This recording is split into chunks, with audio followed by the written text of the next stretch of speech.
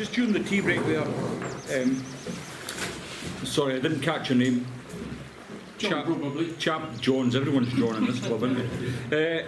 A parachute fly, so I'm just going to have a change of tact. I did want to show you something with deer here, but there'll be time for that in a minute. So I'm just going to switch tact and tie a parachute fly. Now, the reason it wasn't high on my agenda is I don't fish parachute flies on still waters. I've never had much success with them, but on rivers, I find them fantastic. So this is mostly for a river pattern. So the hooking device, again, is a dry fly hook. It's size 10. And the thread I'm going to be using this time is Vivas. This is the GSP thread. As you can see, it's like a white thread. And similar properties to the nano silk in that you need a little bit of super glue just to adhere it to the hook. Just going to spread that. And we'll run that down. Very lively, isn't it? Okay, I'm going to bring my thread up to about a third of the way from the eye of the hook here. So I'm about there, that's where I want my post. Now, for the posting material, I did have the packet. Oh, there it is. So this is it's called ultra dry yarn. It's very similar to poly yarn. Got good floating qualities. I find this one particularly good actually. But it comes in a big thick rope and I want to thin that out a little.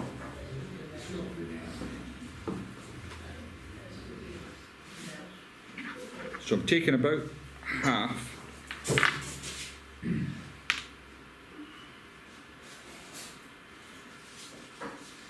And what I want to do is initially just catch it in. A couple of turns. Then what I want to do next is I want to taper this away.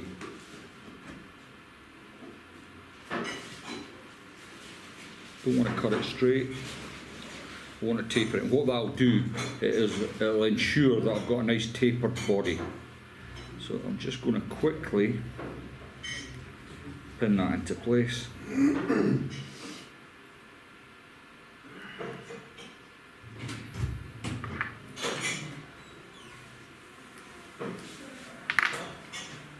And then I can come back up. So I'm getting that kind of cigar shape. Now before I go on, I'm just going to get plenty of wax on my thread. Pull this back now, several turns in front of the post.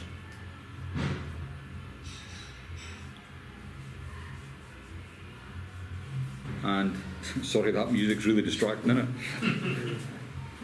Bit more wax. It'll be the bedtime very soon. Yeah. And what I want to do is, possibly, with the posts, and this is where people struggle sometimes, is I'm going to build up with my silk to create my post. And the classic mistake with parachute flies is people don't tend to make enough of a post.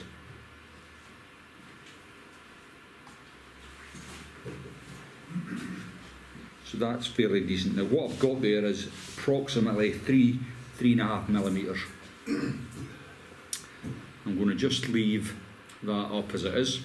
Now, as far as hackles go, Just. Use this.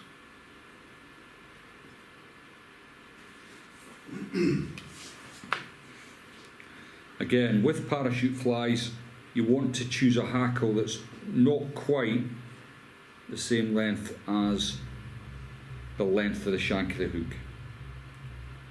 So what I'm going to do is take that looks okay. Then what I'm going to do next is with my thumb and forefinger, I'm going to pull all the feathers out. what I want to do is strip away one side of that. So I'm going to take that away. It might take me a minute or two, just bear with me.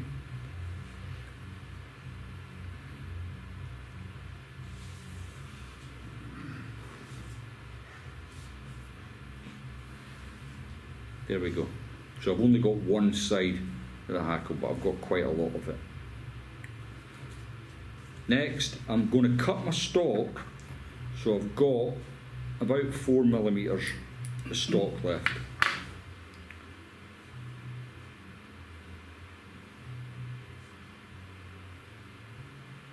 And what I want to do is catch that in just at the bottom here and alongside my post.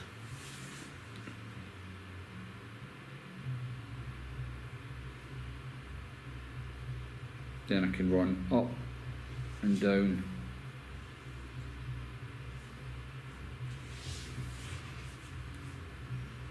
my post like so.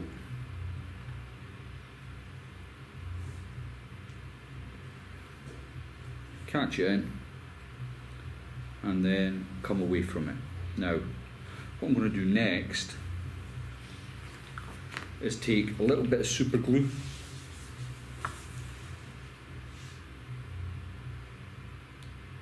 and I'm just going to run it up and down the post. And what will happen is that I'll make sure it stands up straight for me. Now, some people may think this part is unnecessary because the post will be stiff enough, but I always find that a little bit of super glue goes a long way to making your life a lot easier. Now, while I'm waiting on that to dry, I'm going to bring my thread to the rear.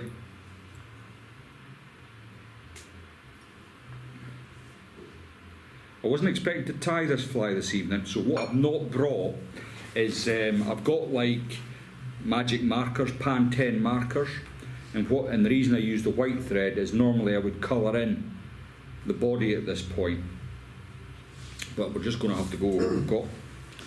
Now, for the tailing feathers, I'm using a feather here called Coq de Leon, and it's a very fine feather. Now, I obviously don't want the marabou bit,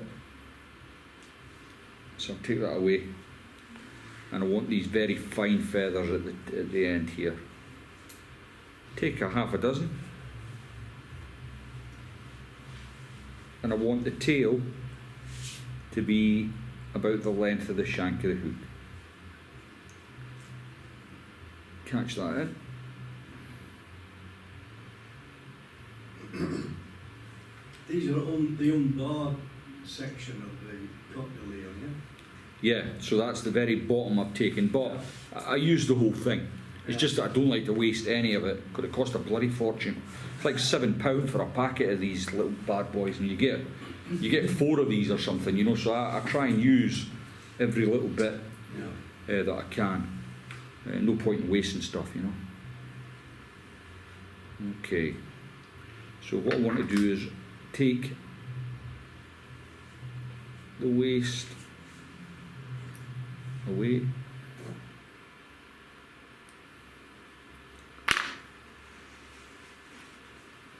And then I'm going to concentrate now on just getting that taper nice and tidy. I like the way that tail's... Sometimes the tail won't splay out. You know, that's just worked brilliantly.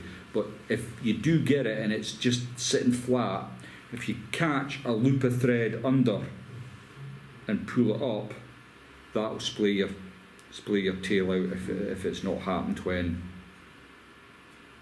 you've done it. Okay, so the body of this one, I mean, you can do lots of different things with parachutes. You can use dub bodies with very light wire ribs, or just dub bodies. What I'm going to use is some strip peacock herl. This one's been dyed green.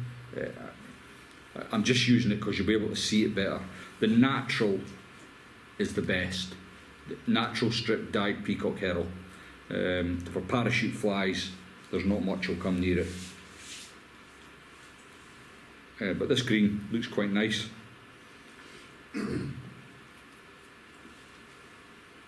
And the trouble with fly tying is it's absolutely designed to catch the angler. rather than any fish. So if a fly looks good, people will have some confidence in it.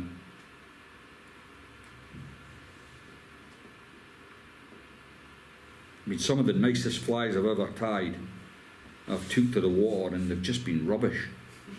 You think, God, it took me about 20 minutes to tie that. I've lost it in a tree. Bugger. Okay, next I'm going to bring my thread all the way to the front. I'm going to get several wraps in here.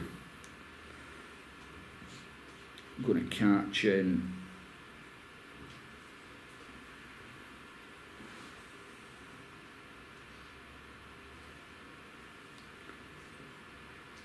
and what I'm going to do is I'm going to use the rotary function on my vise to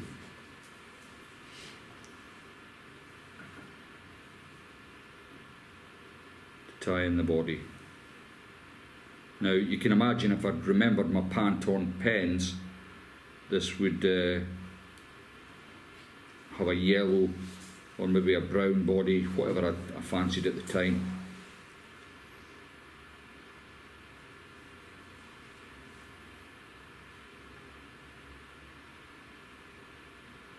And the reason I wrapped so many wraps towards the front of the hook is because as I'm going this way, obviously my thread is now starting to unravel. That's just split on it. See if I can save that later.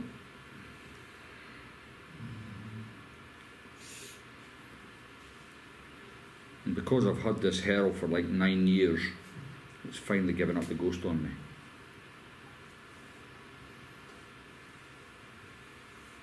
So yeah, I'm going to catch that in.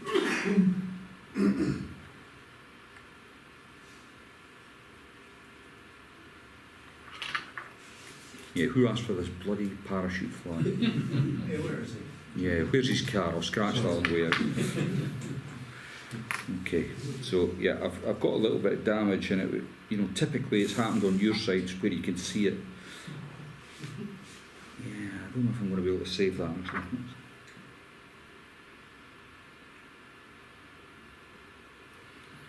But, you know what they say, if you make a mistake, get some super glue on it. I'm not going to use super glue, I'm going to use some resin, which will protect what remains of my body. And actually, when you use resin, it does give the body quite a nice look to it, as well as protecting the herl against trout's teeth.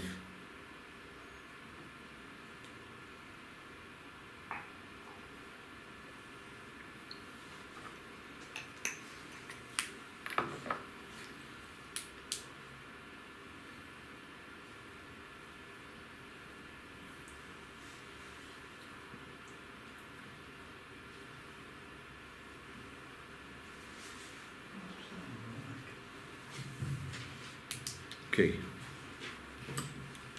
Next, I've got some peacock herl here, which is going to become my thorax. And I'm going to just take off the tip.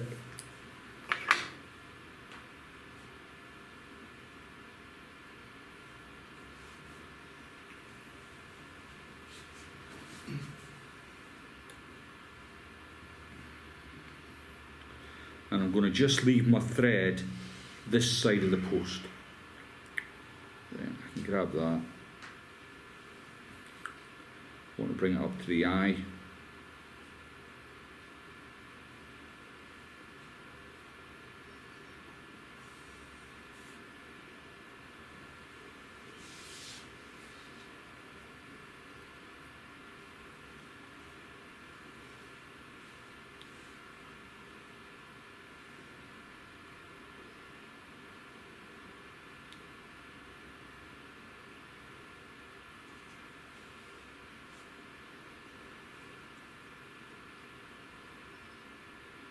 Not for the faint of heart, this stuff.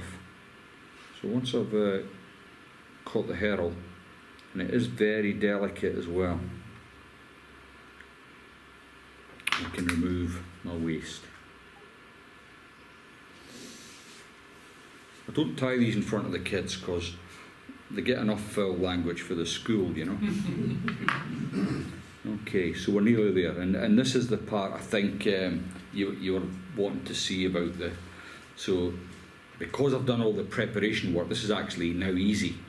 So, because I'd built my post up with the thread, and I used a little spot of super glue to concrete my post in, this part, he says, should be relatively easy. So what I want to do is just start winding my post around the fly.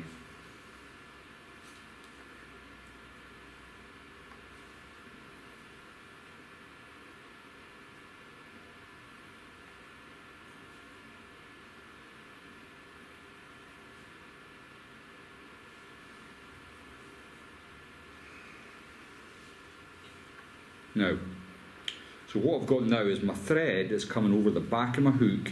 I've got my hackle in my hand, and if I continue to shake, it's going to snap.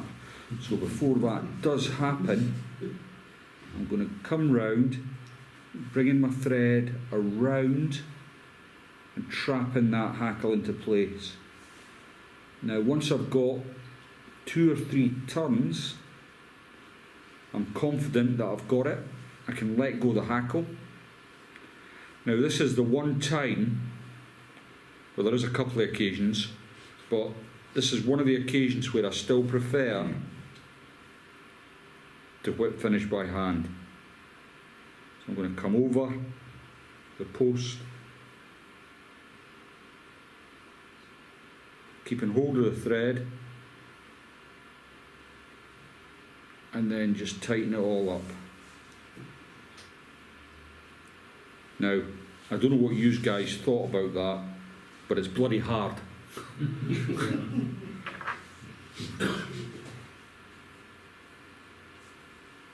Nah, it's not true.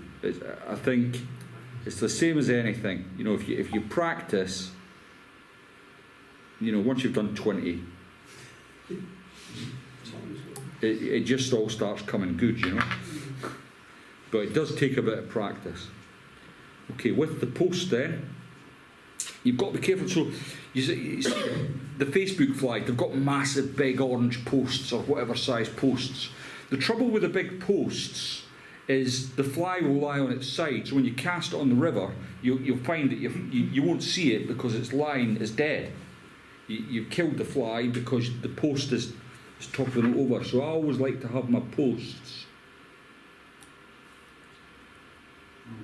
just nice and small. Now, when that lands in the water,